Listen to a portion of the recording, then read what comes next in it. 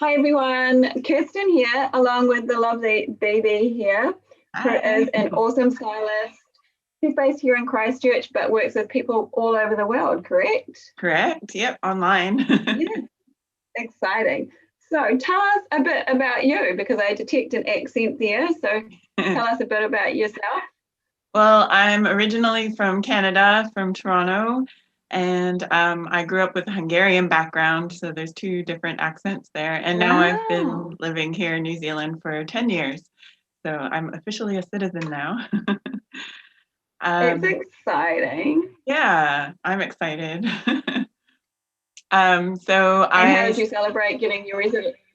Sorry, well, they didn't carry actually on. have a ceremony because of COVID-19. So Ah, I didn't really know. I got an email saying you've been accepted after I've been waiting for so long. And then they said to stay tuned. They'll send me an invite to the ceremony. And then I just got my certificate in the post and said, sorry, no ceremony. mm, So we haven't actually really celebrated, but I mean, just living here every day, going for walks and stuff is a way of yeah, celebrating, isn't it? it sure is. So tell us a bit about your journey and how you became to be the lovely stylist that you are. Oh, well, thank you. Well, I started in 2006 in Toronto, in Canada. I went through a divorce with my first husband, and I just, as we need changes in our lives, I went through a bunch of changes, a really significant weight loss, and I started reading a lot of personal growth books, and I wanted to change my career.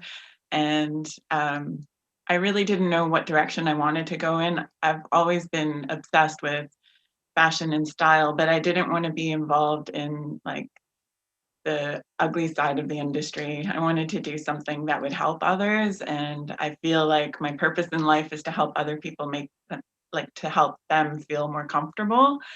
And I came across this course in a college in Toronto called image consulting, and that sounded really interesting to me. So I signed up for that and I did that for about a year, and then I became officially certified as an image consultant. And then I started my own business there, which ran for a few years. And then I decided it was time for another life change. And I came over to New Zealand on my own with $200 in my pocket by the time I arrived. I Wow. left with 1,000, but I got here with 200. And then just in time for the earthquakes in February 2011. So that shook things up again, literally. And I had to put my career on hold and then use my backup as an administrative assistant. And I went up to Wellington and just got some contract work there. And that worked out to be the next 8 years of my life. So I put everything on ice for a while, which was really, really hard because I love doing admin work, but I wasn't really using my creativity. And so Yeah. I'll just fast forward. And after about 8 years of just going, oh my God, I can't deal with this anymore. My husband suggested getting back into styling because he knew that I really loved doing that. And so I started up again in December 2018 here in Christchurch, and I've been doing that ever since. Yes, and I think I remember meeting you at it was a speed networking event was the first time Yeah. actually. And you were very stunningly put together. And I remember thinking then, wow. And Thanks. funny how we've connected again through Instagram recently. So obviously it was meant to be. I know, I'm really glad we did it because I know for the first while we were like, oh, we should do coffee sometime on Instagram. Let's do coffee. And we just kept putting it off and off. And then finally we did. And we're like, oh my God, why have we waited so long? And it's such a great Ah, connection that we have. So I'm really excited to work it with really you. is. It's exciting. So tell us, what do you see the most when women come to you or they reach out to you? What's often the common reason, or what do you see the most in the women that you work with? Um, I mean, the one thing that I see the most is that they put themselves last on the list, and everyone in their family comes before them, which is great. But, you know, there's that whole analogy of when you're sitting on a plane and you put your oxygen mask on first to help yourself so you can help others. And it's kind of the same as it is with you and, you know, looking after your health, looking after your style as well. It's not really about being, it's not really a luxurious thing. A lot of people think that it is, and that you're, you know, being a bit, what's the word I'm thinking of? Selfish. Materialistic and, sorry? Selfish. Yeah. And you're just looking after yourself. And I think that when you start looking after your style, it's not all about fashion. It's about, you know, the person who's wearing the fashion. Then it just starts to make you feel better about yourself when you look in the mirror, and helps you to handle life in different ways and more confidently. Yeah, I would agree. I have to say, I've worked with another stylist before for you guys and had the colors and had the wardrobe. And since you did your shopping video for me, what I like about what you do is there's probably less rules per se, or you're all about have fun with it, go with your gut feeling, which is aligns with how I sort of approach things. Like you say, it's about putting yourself first. And it's not selfish, because I think when you feel good, you feel better in yourself, you project better, you're more confident. And yeah, that's what I really like. I was actually in my wardrobe this morning and I thought, oh my gosh, there's more colors in there, and that's thanks to you. And you're Yay. like, have fun and push. Yeah, I literally just got goosebumps. I'm so excited for you. But yeah, that's true. I find like it motivates you and inspires you to like take the next step. You know, it just gives you that extra boost of confidence. And what I really like about your approach also is you don't have to go out and buy everything all at once. You can buy bits, and you're not that, which is good, because as you know, I decided I'd rather go and buy it all at once. But I'm glad I didn't, because I got some things on sale after. You got good deals. That's really awesome. I know your approach, and that's why I think we work really well together. Yeah, so I think it's about keeping it real. Yeah. Exactly. And what sort of, do you work with a variety of age groups of people that come to see you, or is there one particular you see mostly? No, I mean, originally I thought that I would be, that my services would appeal more to women, maybe age 35 and up. And that's true for the most part. I find most women that come to me are probably 40s, 50s, 60s. But I mean, I've had ladies in their 70s plus. But lately, you know, I've had a handful of women come to me who were around 25 to 28 years. So it really varies. So anywhere from 25 to 75. You can cover the whole range. Yeah, I mean, we have a lot of similarities. Age doesn't really matter. No, exactly. So what would be your a couple of top tips or go-tos if someone was a bit stuck on their style? What would be the first thing you might tell them? Or advise them, I guess, or yeah. Yeah, I think the biggest one is look in your wardrobe and look at your existing wardrobe and what you have, and try to figure out how much of that you actually wear. I think that's a huge thing. I find like there's an actual statistic out there that most women wear 20% of their clothing 80% of the time. And you'll see, like when we get into the workshops, I'll dig into that a little bit more. But you know, there's so much noise and distraction in our wardrobe that, like, by that I mean clothes that don't fit us, but we're holding on to it for when it does fit again one day, or pieces with tags on it that we were too ashamed to return, or just we couldn't be bothered with the return process, or pieces that were given to us as a gift from somebody and we just don't want to, you know, throw it away in case they ask us where it is one day. Just lots of distraction in there. And if we actually remove that, like not throw it away, but remove it, store it in another area of the house, or if you want, you can donate it, whatever, and just focus on what you love and what fits you well and that's in front of you, it might look like less clothing, but there are going to be so many more options available to you. And I think that's the number one, or like the most important tip I could give anybody. That's exciting, really relevant too. I cover 2 wardrobes in the house, I have to admit.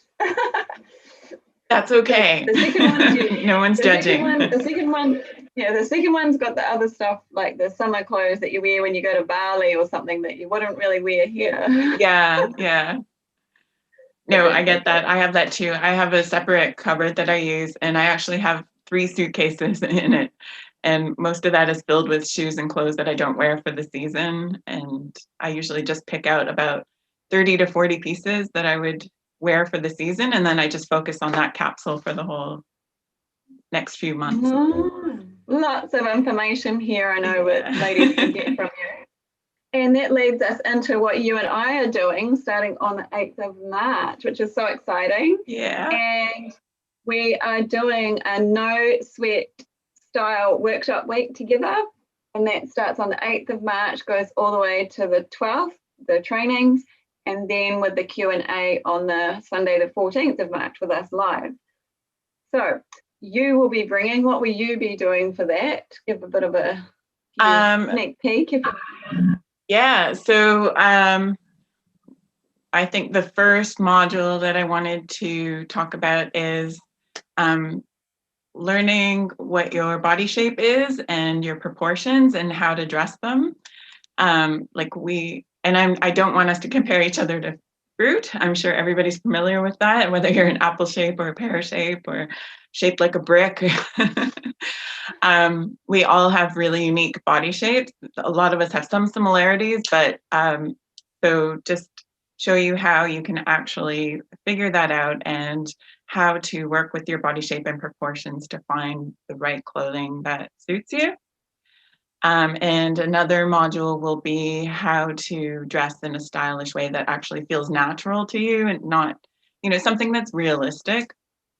So we'll look at, there's 9 different style personalities, which are really interesting. And a lot of us, we gravitate towards one main one, like a dominant style personality, but there are 8 others that we can gravitate towards for a secondary or maybe a tertiary style personality.